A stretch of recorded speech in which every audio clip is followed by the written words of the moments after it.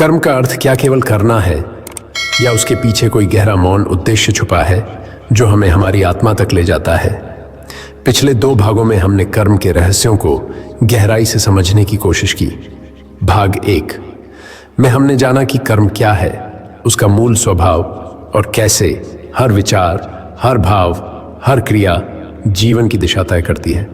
भाग 2 में हमने खोजा कि कैसे निस्वार्थ कर्म, जागरूकता, मौन और ध्यान से हम अपने कर्म बंधन से मुक्त हो सकते हैं। हमने यह भी जाना कि ईश्वर कर्म का न्याय कैसे करता है और चेतना के स्तर पर कैसे हम कर्म से ऊपर उठ सकते हैं।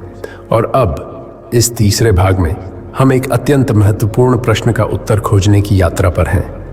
जीवन में कर्म का अंतिम उद्देश्य क्या है? क्या कर्म सिर्फ एक बंधन है जिससे मुक्ति पानी है, या वही माध्यम है जिसके सहारे आत्मा अपनी पूर्णता को प्राप्त करती है? यह भाग उसी आत्मिक खोज का आरंभ है जहां हम कर्म को केवल क्रिया नहीं बल्कि एक दिव्य साधना के रूप में देखेंगे। जब कोई व्यक्ति यह प्रश्न करता है, कर्म का अंतिम उद्देश्य क्या है, तो वह केवल ज्ञान नहीं मांग रहा होता, वह भीतर से एक द्वार खटखटा रहा होता है। यह प्रश्न दरअसल आत्मा की ओर उठता हुआ एक मौन संकल्प होता है जो शब्दों से परे जाकर सत्य का साक्षात्कार करना चाहता है। कर्म हमारे जीवन का आधार है। हर दिन, हर क्षण हम सोचते हैं, बोलते हैं, करते हैं और यही सब कुछ मिलकर कर्म बनता है। परंतु इतने वर्षों की क्रिया की पुनरावृत्तियां जब थकावट में बदल जाती हैं, जब करने की लत में आनंद की जगह बंधन का अनुभव होने लगता है, तो भीतर से एक गूंज उठती है, क्या यही जीवन है? यही क्षण होता है जब कोई व्यक्ति कर्म के पहिए को रोककर भीतर की ओर मुड़ता है। यह यात्रा कर्म से परे नहीं है बल्कि कर्म की गहराई में उतरने की यात्रा है।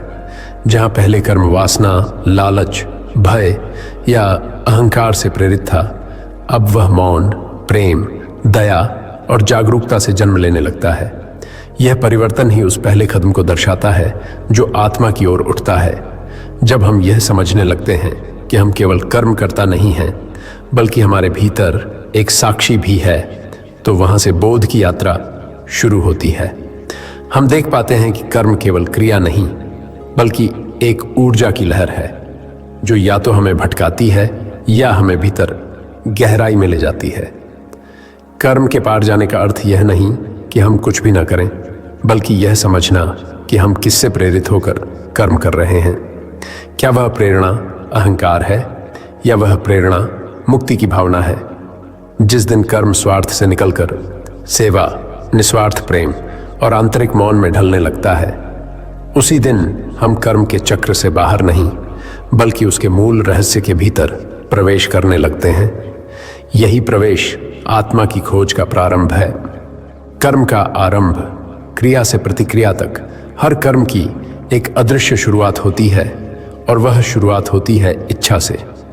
हमारे भीतर उठने वाली प्रत्येक इच्छा, चाहे वह कितनी भी क्षणिक क्यों न हो, वह एक ऊर्जात्मक स्पंदन उत्पन्न करती है।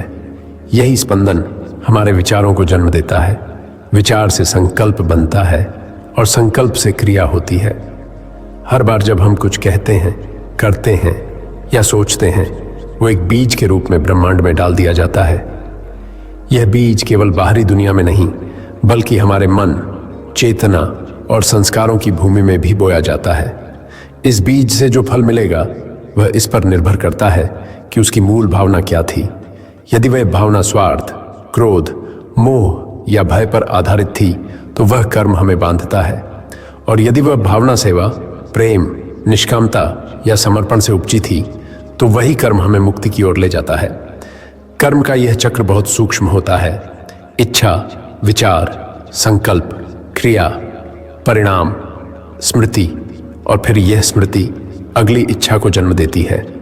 इस चक्र को यदि न समझा जाए तो हम इसी में फंसे रहते हैं, जैसे कोई मकड़ी अपने ही जाले में उलझ जाए। बहुत बार हम यह कहते हैं, मैंने तो किसी का बुरा नहीं किया, फिर ऐसा क्यों हुआ मेरे साथ? इसका उत्तर कर्म के अदृश्य आयामों में छिपा होता है, क्योंकि जो हम आज भुगत रहे हैं वह शायद किसी पिछले कर्म का फल हो या यह वर्तमान जीवन की किसी अनजानी प्रवृत्ति का परिणाम हो सकता है। कर्म केवल शारीरिक क्रिया नहीं है, बल्कि हमारी भावनाएं, दृष्टिकोण और आंतरिक स्पंदन भी कर्म बनाते हैं। यदि किसी के लिए हमारे मन में जलन, घृणा या द्वेष है, तो वह भी उतना ही शक्तिशाली कर्म है जितना किसी को चोट पहुंचना। महर्षि पतंजलि ने कहा, कर्माशयो दृष्ट अदृष्ट जन्म वेदनीया, अर्थात कुछ कर्मों का फल हमें इस जीवन में दिखाई देता है, कुछ अगले जीवनों में, और कुछ इतने सूक्ष्म होते हैं कि वे केवल आत्मिक विकास को प्रभावित करते हैं। हमारे संस्कार यानी पिछले जन्मों या जीवन के गहरे प्रभाव हमारी वर्तमान सोच, विकल्प और प्रतिक्रियाओं को आकार देते हैं। इसलिए हर कर्म, चाहे वह कितना ही छोटा क्यों न हो, एक ऊर्जा तरंग बनाता है जो हमें बांधता या मुक्त करता है। कर्म का रहस्य समझना दरअसल स्वयं को समझना है, और जब हम उस बिंदु पर पहुंचते हैं जहां हम हर क्रिया के पीछे की ऊर्जा को देखने लगते हैं, तब हम कर्म के बाहर खड़े हो सकते हैं, उसे केवल घटते हुए देख सकते हैं, और वहीं से मुक्ति का मार्ग प्रारंभ होता है। धर्म, नियति और कर्म का संतुलन मनुष्य के भीतर सदैव यह प्रश्न उठता है, क्या जीवन की सारी घटनाएं पूर्व निर्धारित हैं या हमारे कर्म उन्हें बदल सकते हैं? यह केवल एक विचार नहीं, बल्कि संपूर्ण जीवन दृष्टि को निर्धारित करने वाला यथार्थ प्रश्न है। नियति वह परिणाम है जो हमारे पूर्व जन्मों या वर्तमान जीवन के पूर्व कर्मों के आधार पर निर्मित होता है। जैसे किसी बीज को बोया जाए तो उसका अंकुरण और वृक्ष बनना निश्चित हो जाता है, किंतु वह वृक्ष कैसा फलेगा, किस दिशा में बढ़ेगा, उसे कैसे रूप दिया जाएगा, यह सब इस बात पर निर्भर करता है कि हम उसका पालन पोषण किस प्रकार करते हैं। यह पालन ही हमारे वर्तमान कर्तव्य बोध और धार्मिक विवेक का स्वरूप है। धर्म कोई बाहरी आदेश नहीं है, यह मनुष्य की अंतरात्मा से उत्पन्न होने वाली वह स्वाभाविक पुकार है जो प्रत्येक स्थिति में उसे उचित मार्ग पर चलने की प्रेरणा देती है। धर्म वह होता है जो हमारी आत्मा को शांति देता है, जो भीतर से न्यायपूर्ण, सत्यनिष्ठ और करुणामय प्रतीत होता है। जब मनुष्य अपने कर्म को धर्म के अनुसार करता है, तो वह केवल एक कार्य नहीं करता, बल्कि वह एक जागरूक संकल्प करता है, जिससे न केवल उसका हृदय निर्मल होता है, बल्कि समाज और प्रकृति भी उसके कर्मों से ऊर्जा प्राप्त करते हैं। धर्म, नियति और कर्म, यह त्रयी जीवन के महान नृत्य की भांति है। एक ओर हमारे भूतकाल के कर्मों की प्रतिध्वनि है, दूसरी ओर हमारी आत्मा की चेतना है, और इन दोनों के बीच खड़ा है हमारा वर्तमान निर्णय, जो इन दोनों को संतुलित करता है। महाभारत में अर्जुन का मानसिक द्वंद्व इसी संतुलन का प्रतिरूप है। वह पूछता है, क्या अपने संबंधियों के विरुद्ध युद्ध करना मेरा कर्तव्य हो सकता है? तब श्री कृष्ण उत्तर देते हैं, स्वधर्मे निधनम श्रेयः परधर्मो भयावह, अर्थात अपने स्वाभाविक धर्म में मृत्यु भी श्रेष्ठ है। अन्य का धर्म, चाहे वह बाह्य रूप से कितना भी आकर्षक क्यों न लगे, आत्मा को भय और अशांति की ओर ले जाता है। यह उपदेश केवल अर्जुन के लिए नहीं, बल्कि हम सभी के लिए है, क्योंकि हम प्रत्येक दिन अपने जीवन में किसी न किसी युद्ध में खड़े होते हैं, कर्म और मोह के बीच, धर्म और लोभ के बीच। जब हम अपने प्रत्येक कर्म को धर्म के प्रकाश में देखना आरंभ करते हैं, तो कर्म के बंधन ढीले पड़ने लगते हैं, और धीरे धीरे हम नियति के गुलाम नहीं, बल्कि अपने भाग्य के रचयिता बन जाते हैं। यही सच्ची आध्यात्मिक यात्रा का आरंभ है। धर्म के आलोक में आत्मचेतना से युक्त कर्म की ओर पहला चरण। निष्काम कर्म और जागरूकता से मुक्ति की यात्रा, विस्तारित संस्करण। मानव जीवन में कर्म अनिवार्य है। हम हर क्षण किसी न किसी रूप में कर्मरत हैं, कभी शरीर से, कभी वाणी से और अधिकतर मन से। लेकिन प्रश्न यह नहीं कि कर्म किया जाए या नहीं, बल्कि यह कि कर्म किया कैसे जाए। क्या हम कर्म करते हैं स्वार्थ की भावना से, या केवल कर्तव्य, प्रेम और समर्पण से?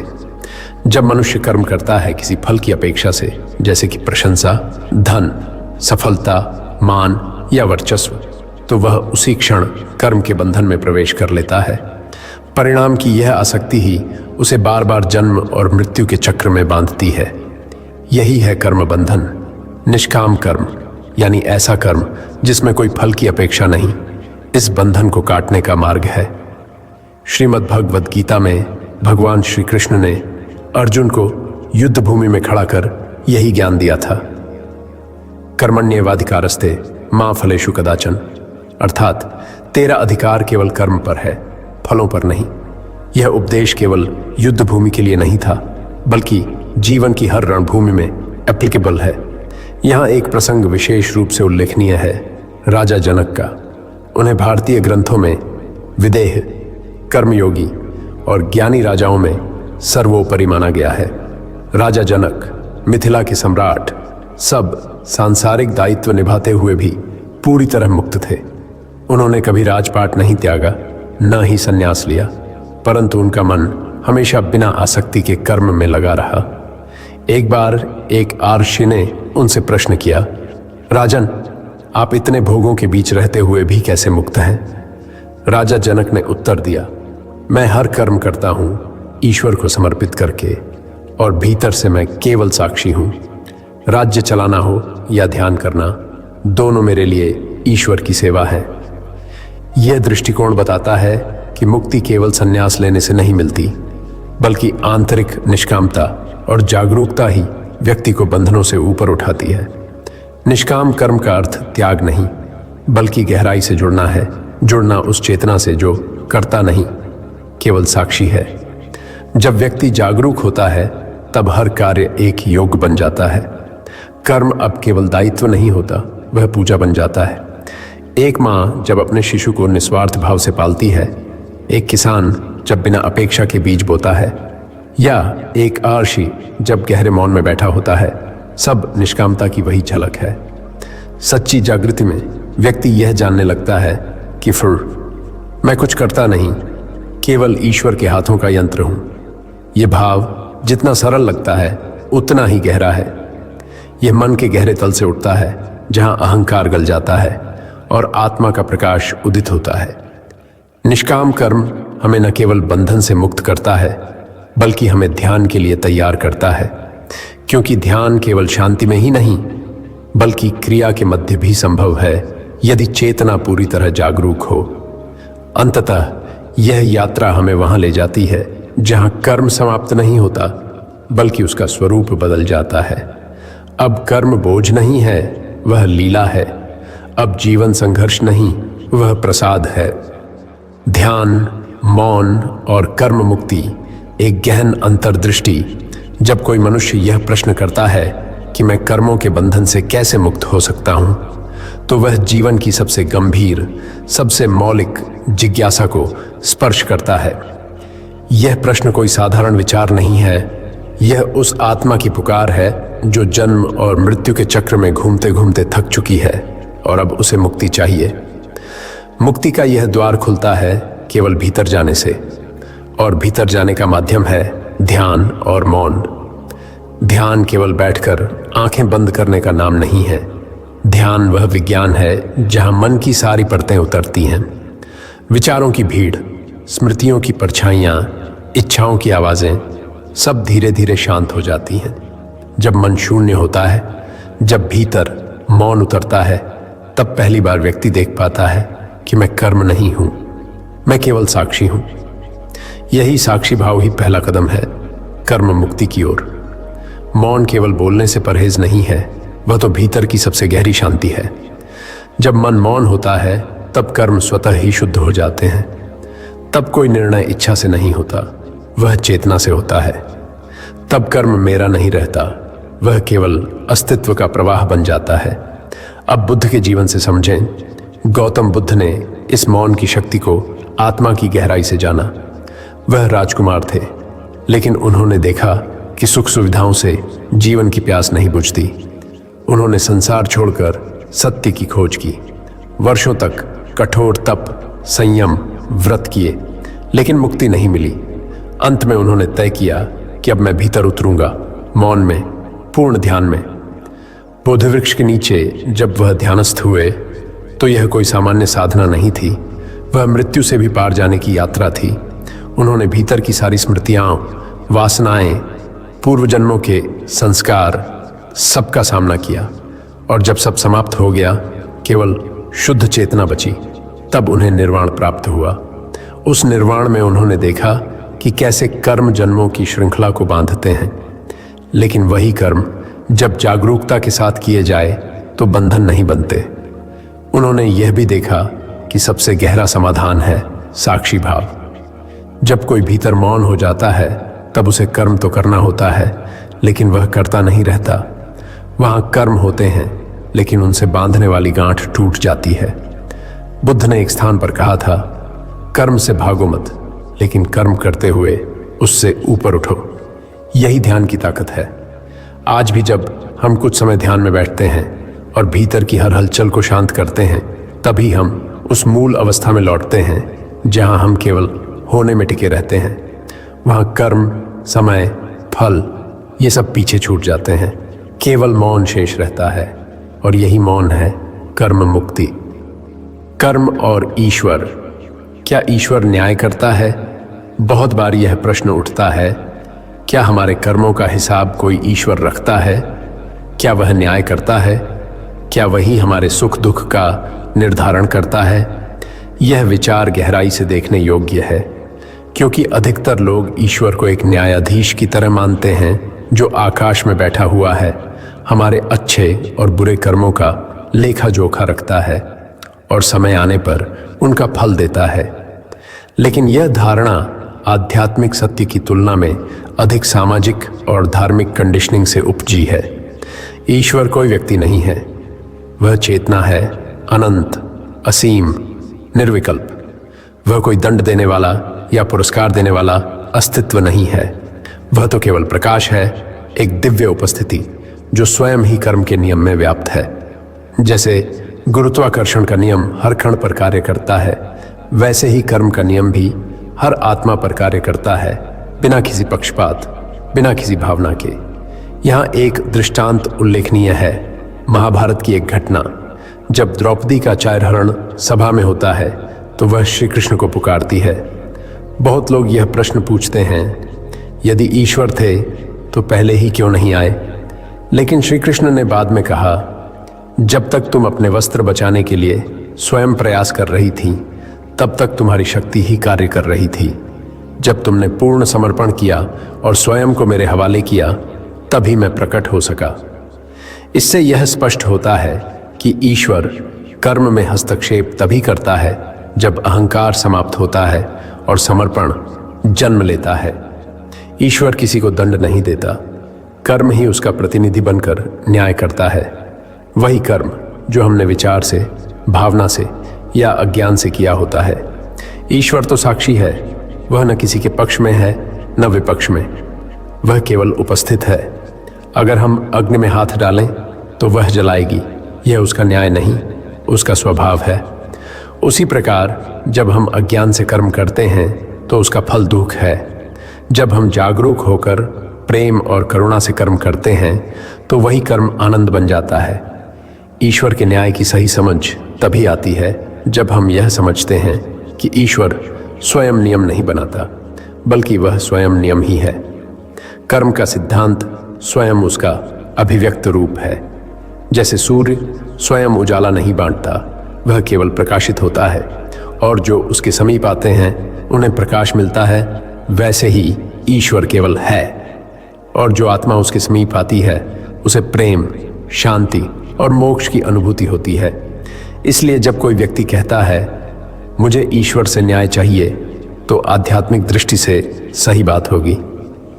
मुझे अपने कर्मों को समझकर उन्हें शुद्ध करके उस चेतना तक पहुंचना है जहां न्याय की आवश्यकता ही समाप्त हो जाती है। जागृति और कर्म से ऊपर उठने की यात्रा जब आत्मा कर्म के चक्र को बार बार अनुभव कर चुकी होती है, सुख दुख, मोह माया, जय पराजय, तब एक गहरी प्यास जन्म लेती है। यह प्यास होती है मुक्ति की, उस स्थिति की जहां कर्म के फल बार बार उसे बांध न सके। यह वही क्षण होता है जब आत्मा जागरण की ओर अग्रसर होती है। जागृति कोई अचानक घटने वाली घटना नहीं है, यह धीरे धीरे भीतर उतरने वाला प्रकाश है। जैसे अंधेरे कमरे में धीरे धीरे सुबह की रोशनी भरने लगती है, वैसे ही जागरूकता हमारी चेतना को भरने लगती है। कर्म से ऊपर उठना का अर्थ यह नहीं है कि हम कर्म करना छोड़ दें, यह तो असंभव है। शरीर जब तक है कर्म स्वाभाविक है, परंतु यह संभव है कि हम कर्म के प्रभाव से मुक्त हो जाएं, और यही है वास्तविक मोक्ष की दिशा। उपनिषदों में एक सुंदर मंत्र है, कर्मण्येवाधिकारस्ते मा फलेषु कदाचन। तुम्हारा अधिकार केवल कर्म करने में है, फल की इच्छा में नहीं। जब हम फल की इच्छा से कर्म करते हैं तब हम बंध जाते हैं। जब हम समर्पण से, शुद्धता से, बिना अपेक्षा के कर्म करते हैं तब वही कर्म ध्यान बन जाता है। जागृति का अर्थ है साक्षी भाव, जो देखता है परंतु स्वयं नहीं उलझता, जो करता है परंतु कर्ता नहीं बनता, जो संसार में रहता है परंतु संसार में खोता नहीं। महावीर ने इसे कहा वितरागता, बुद्ध ने कहा सम्यक स्मृति, कबीर ने कहा मन तू चल रे निर्भय पंथ, रामकृष्ण परमहंस ने कहा कर्म करते हुए ईश्वर को न भूलो। जागृत आत्मा जानती है कि जीवन एक लीला है, एक दिव्य अभिनय जिसमें वह पात्र है परंतु अभिनेता ईश्वर है।